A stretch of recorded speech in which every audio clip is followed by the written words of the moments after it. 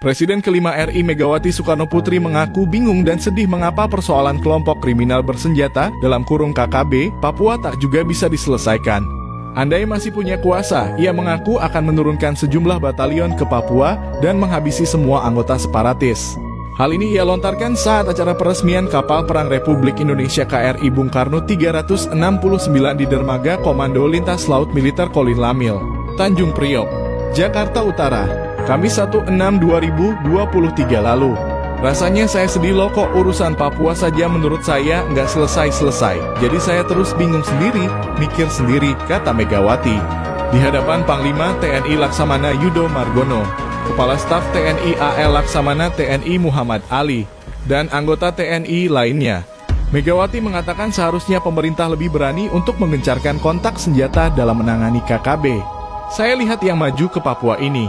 Saya terus bilang kalau saya masih komandan, boleh toh Pak ngomong. Kalau saya masih komandan, saya turunkan di sana berapa batalion, kata Megawati. Menurutnya pengerahan sekian jumlah batalion ini untuk menciptakan efek gentar atau deterrent effect.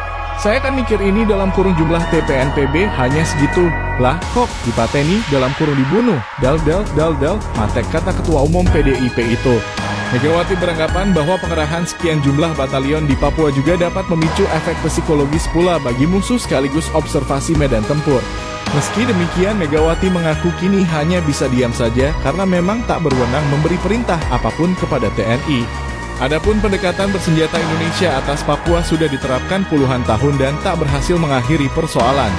Berbagai lembaga dan aktivis HAM serta kajian Lembaga Ilmu Pengetahuan Indonesia dalam kurung LIPI telah merekomendasikan pemerintah agar mengakhiri pendekatan ini dan memulai dialog dengan TPNPB dan Organisasi Papua Merdeka dalam kurung OPM. Sebab bukan hanya berkepanjangan dan tak pernah berhasil, konflik bersenjata ini juga menimbulkan korban jiwa dari sisi prajurit TNI. Pendekatan ini juga menimbulkan krisis kemanusiaan di bumi Cenderawasih, ditandai dengan jatuhnya banyak korban sipil dan gelombang pengungsian warga.